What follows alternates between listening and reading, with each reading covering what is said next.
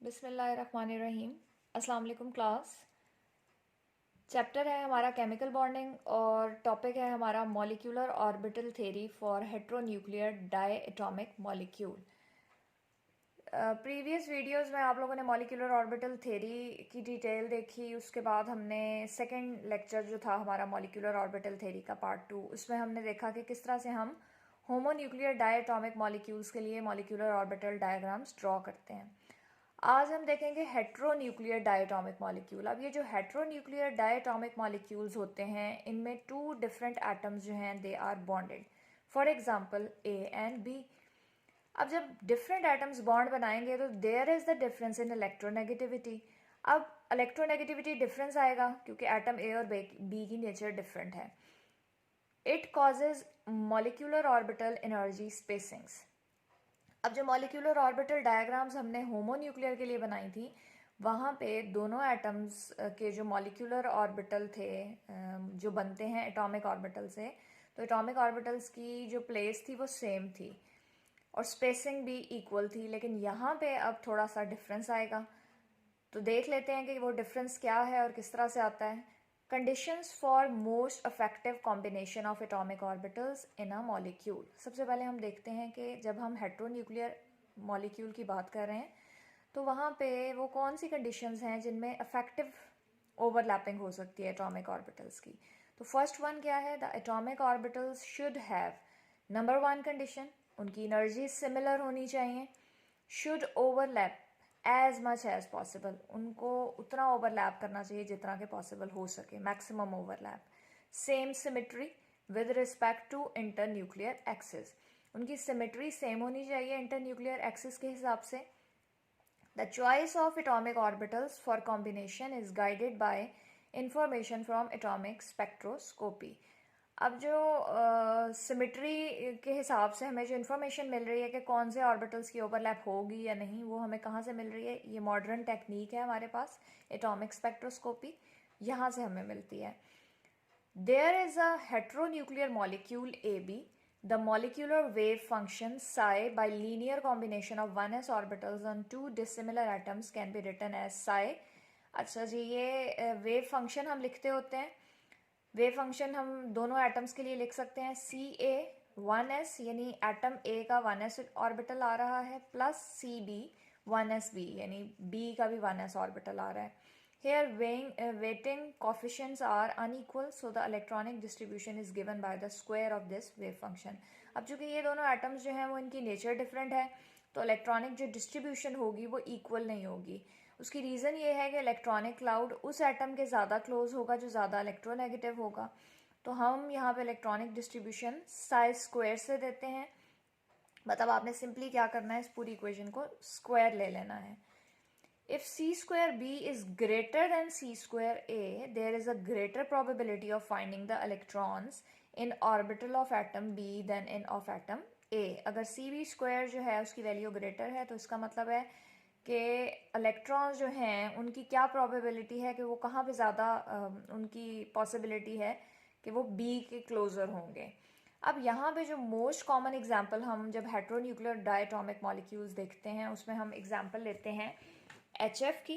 तो स्टूडेंट सबसे पहला स्टेप हम क्या करते हैं, हम इलेक्ट्रॉनिक कॉन्फ़िगरेशन लिख लेते हैं। हाइड्रोजन की हमारे पास आ जाती है 1s1, फ्लोरीन की इलेक्ट्रॉनिक कॉन्फ़िगरेशन हमारे पास आ जाती है 9 है इसका atomic number, 1s2, 2s2, 2px, 2py and 2pz, 1 1 1। अब देखें 2 4 5 6 7 8 और 9 हमने पूरे कर दिए। अब यहाँ पे आप देखें कि जो वैलेंस शेल है वो इसका फ्लोरीन का ये बनता है। अब बात आ जाती है कि किस तरह से हम डायग्राम बनाएंगे कि हाइड्रोजन के 1s के साथ कौन ओवरलैप करेगा, आइदर 1s करेगा, 2s करेगा या 2p's में से कोई करेगा। तो यहाँ पे आप लोग ये बात याद रखें कि जब हम फ्लोरीन की बात करते हैं तो इसके जो इनर शेल्स आते हैं, इनर शेल्स हमारे पास कौन से आ रहे हैं इसके, 1s और 2s, उनकी जो एनर्जी है, एनर्जी इज़ मच लो, इनकी एनर्जी जो है वो बहुत लो होती है। सो हम ये कहते हैं कि अगर हम ये कहें कि 1s from hydrogen overlap with this 1s or 2s. This overlap is impossible. ये वाला overlap नहीं हो सकता. अब हम देखेंगे कि overlap जो है वो हम किस तरह से इसका overlap जो है वो दिखाएंगे. उसके लिए हम ये करते हैं कि कंसिडर करते हैं कि किस तरह से यहाँ पे ओवरलैपिंग होगी और हमारे पास मॉलिक्यूलर ऑर्बिटल डायग्राम बनेगी. अब ओवरलैपिंग के लिए क्या है जी, हम ये कहते हैं कि 2 पीज ऑफ फ्लोरीन, इनकी जो एनर्जी है that is suitable energy. So they are involve in bonding. ये बॉन्डिंग में इन्वॉल्व होते हैं. अब यहाँ पे स्टूडेंट्स आप याद रखें कि मॉलिक्यूलर ऑर्बिटल्स जो हैं उनको हम कहते हैं कि कुछ हमारे पास सिग्मा टाइप के होते हैं और कुछ हमारे पास पाई टाइप के होते हैं. ये हम प्रीवियस लेक्चर्स में देख चुके हैं कि किस तरह से एटॉमिक ऑर्बिटल जो हैं वो हेड ऑन अप्रोच के थ्रू भी ओवरलैप करते हैं और साइड वाइज अप्रोच के थ्रू भी. अब हाइड्रोजन के अगर हम ऑर्बिटल की बात करें, हाइड्रोजन के केस में हम ये कहते हैं हाइड्रोजन का जो 1s ऑर्बिटल है 1s वो जी सिग्मा टाइप का है. और ये जो सिग्मा टाइप हम बात कर रहे हैं, ये हम बात कर रहे हैं कि ये मॉलिक्यूलर सिमेट्री की बात कर रहे हैं. मॉलिक्यूलर सिमेट्री में ये सिग्मा टाइप का आ जाता है. So it combines with 2p orbital of fluorine. अब फ्लोरीन के पास भी 3 ऑप्शंस हैं, 2px, 2py, 2pz. तो ये अब चूँकि सिग्मा टाइप का है मॉलिक्यूलर सिमेट्री में, तो ये कौन से 2p ऑर्बिटल के साथ कंबाइन करेगा? It will combine with molecular axis that is x axis, यानी 2px के साथ. अब डायग्राम हम ड्रॉ कर लेते हैं. डायग्राम के लिए हम क्या करेंगे, एनर्जी हमें पता है इस डायरेक्शन में इंक्रीज कर रही है. अब यहाँ पे स्टूडेंट्स आप देखें कि 2s जो है हमारे पास आ जाता है. आप देखें फ्लोरीन की बात हम कर रहे हैं. हम यहाँ पे ले लेते हैं एटॉमिक ऑर्बिटल ऑफ हाइड्रोजन.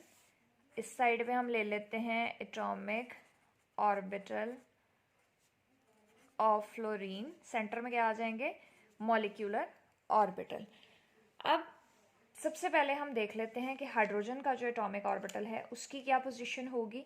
तो हाइड्रोजन का जो एटॉमिक ऑर्बिटल है हम ये कहते हैं कि उसकी एनर्जी कुछ इस तरह से है. ये हमने बना लिया हाइड्रोजन का atomic orbital that is 1s1. अब एक बात यहाँ पे आप याद रखें कि जो इलेक्ट्रोनेगेटिव एलिमेंट होगा उसका एटॉमिक ऑर्बिटल हम उसकी पोजीशन एनर्जी में लो होगी. तो यहाँ पे आप देख लें कि आपने 1s से एनर्जी डिफरेंस कितना रखना है. यहाँ पे तकरीबन जो है वो हमारे पास पीस की पोजीशन कुछ इस तरह से आ जाती है. ये हमारे पास आ गए जी 2p ऑफ फ्लोरीन और 2p के मुकाबले में 2s की एनर्जी काफ़ी लो है और 2s जो है वो इस तरह से आपने कर लेना है ड्रॉ. 2s पे कितने इलेक्ट्रॉन्स हैं? 2 पीज में हमारे पास हमें पता है कि कुछ इस तरह से सिचुएशन आ रही है और 1s में कितना है इलेक्ट्रॉन? 1. अब आता है नेक्स्ट क्वेश्चन कि ओवरलैपिंग जो है वो किस तरह से होगी आपके पास. तो ओवरलैपिंग कुछ इस तरह से होती है कि हमारे पास सिग्मा बनेगा. सिग्मा किस तरह से बनेगा? जब हाइड्रोजन का 1s ओवरलैप करेगा फ्लोरीन के 2px के साथ, तो जो मॉलिक्यूलर ऑर्बिटल बनेगा वो कुछ इस तरह से बन जाएगा. एक मॉलिक्यूलर ऑर्बिटल सिग्मा 2px आ जाता है. ये सिग्मा 1s 2px है, यानी 1s और 2px की ओवरलैप से बन रहा है. और इसी तरह से यहाँ पे भी हम प्लॉट करेंगे दैट इज ड्रॉ करेंगे that is sigma star 1s 2px. अब ये जो 2py और 2pz है इनकी चूँकि मॉलिक्यूलर सिमेट्री मैच नहीं कर रही है, इसलिए ये एज सच जो हैं इन्हें हम कंसिडर करते हैं कि ये बेसिकली नॉन बॉन्डिंग ऑर्बिटल हैं और इनकी एनर्जीज जो हैं वो क्या हो जाती हैं? They are unchange. तो this is 2py and 2pz. और यहाँ पे हमारे पास कुछ सिचुएशन इस तरह से आ जाती है कि यहाँ पे 2 इलेक्ट्रॉन एज सच आ जाते हैं। फिलिंग की बारी जब आती है तो एक इलेक्ट्रॉन यहाँ से आया और एक यहाँ से, तो 2 इलेक्ट्रॉन लोअर ऑर्बिटल में फिल होंगे, मॉलिक्यूलर ऑर्बिटल में। हायर के लिए कोई इलेक्ट्रॉन नहीं बचा है हमारे पास। अब हम डॉटेड लाइन से इसे ज्वाइन कर देते हैं इस तरह से। यहाँ से हमने डॉटेड लाइन से इस तरह से ज्वाइन कर दिया। टॉप 1 को भी ज्वाइन कर दें इस तरह से, और लाइक दिस। 2s भी नॉन बॉन्डिंग में आ जाता है, इसकी एनर्जी भी अनचेंज्ड है, तो यहाँ पे हम बना देते हैं 2s, 2 इलेक्ट्रॉन्स आ जाएंगे। तो अब यहाँ पे मैं आपको थोड़ा सा एक्सप्लेन कर दूँ सिमेट्री का, मॉलिक्यूलर सिमेट्री का, कि हमारे पास ये जो 2py और 2pz ऑर्बिटल्स हैं, हम ये कह रहे हैं कि they are of pi type. अब हाइड्रोजन की जब हम बात करते हैं तो हाइड्रोजन के पास नो पाई टाइप ऑर्बिटल जो कि पाई बॉन्ड बनाएंगे। तो यहाँ पे ये होता है कि 2py और 2pz जो हैं they don't take part in bonding. अब यहाँ पे अब क्यों बॉन्डिंग में पार्टिसिपेट नहीं करते हैं कि, और आप सपोज करें कि अगर ये s के साथ ओवरलैप करते तो क्या होता, ये 1s है हाइड्रोजन का, और हमारे पास 2py या 2pz की लोब्स अगर हम डंबल शेप बनाएं, सिमेट्री कुछ इस तरह से होगी, ये पॉजिटिव साइन के साथ है। अगर हम कहते हैं कि जी ये 2py है फ्लोरीन का और ये 1s है हाइड्रोजन का, अगर इनकी ओवरलैप होती तो कुछ सिचुएशन इस तरह से हमारे पास आती है, लाइक पॉजिटिव एंड नेगेटिव। तो यहाँ पे आप देखें कि होता ये है कि हमारे पास जो पॉजिटिव लोब है it will be counter balanced by the negative lobe. So that is the reason कि 2py and 2pz orbitals of fluorine जो हैं वो हमें क्या देते हैं, नॉन बॉन्डिंग मॉलिक्यूलर ऑर्बिटल्स। सो हम ये कह सकते हैं कि ये एक्चुअली अनचेंज्ड एटॉमिक ऑर्बिटल्स हैं फ्लोरीन के। अब यहाँ पे देखें कि अगर हम बात करें कि 1s हाइड्रोजन का है और ये ओवरलैप कर रहा है फ्लोरीन के, पॉजिटिव नेगेटिव लोब हमने बना दिए 2px के साथ, तो फिर क्या होता है, फिर ये आप देख लें कि हेड ऑन अप्रोच है, यहाँ पे सिमेट्री इनकी मैच कर रही है, तो कुछ इस तरह से सिचुएशन हो जाएगी और हमारे पास HF बॉन्ड जो है वो बन जाता है।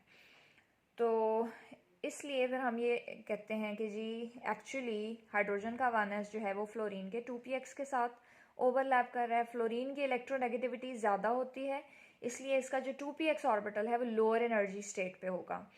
और यहाँ पे जो हमारे पास एनर्जी डिफरेंस आ रहा है बिटवीन एटॉमिक ऑर्बिटल्स, वो हमें क्या बताता है कि कितना आयोनिक करैक्टर है इस बॉन्ड में। तो एक्चुअली HF के अंदर ये कोवलेंट, प्योरली कोवलेंट बॉन्ड नहीं है, बल्कि इस बॉन्ड के अंदर कुछ आयोनिक करैक्टर आ जाता है। तो बॉन्ड ऑर्डर की जब हम बात करते हैं HF के केस में, बॉन्ड ऑर्डर जो है इस केस में 1 है हमारे पास HF के केस में, क्योंकि H और F जो है वो जस्ट 1 बॉन्ड बनाते हैं। आप देख सकते हैं कि बॉन्ड ऑर्डर हम कैसे निकालते हैं, 2 - 0, 2 इलेक्ट्रॉन्स हैं बॉन्डिंग में और 0 है ऊपर, तो 2 - 0/2 क्या आ जाएगा, 2/2, so it is equal to 1। ये बॉन्ड ऑर्डर हम प्रीवियस लेक्चर्स में डिटेल में देख चुके हैं। तो इस तरह से स्टूडेंट्स जो हैं वो हम देख सकते हैं कि मॉलिक्यूलर ऑर्बिटल थ्योरी जो है वो प्रिडिक्ट करती है nature of chemical bond in HF molecule. तो बेसिकली बस आपने एनर्जी स्पेसिंग का ख्याल रखना है कि किस तरह से यहाँ पे हाइड्रोजन और फ्लोरीन के केस में एनर्जी डिफरेंस आ रहा है। एक और बात जो इम्पॉर्टेंट है कि जो इलेक्ट्रोनेगेटिव एलिमेंट होगा उसके ऑर्बिटल जो हैं उनकी एनर्जी जो है वो लो होती है। तो ये चीज़ आपने अपने माइंड में रखनी है। So that's all about today's lecture.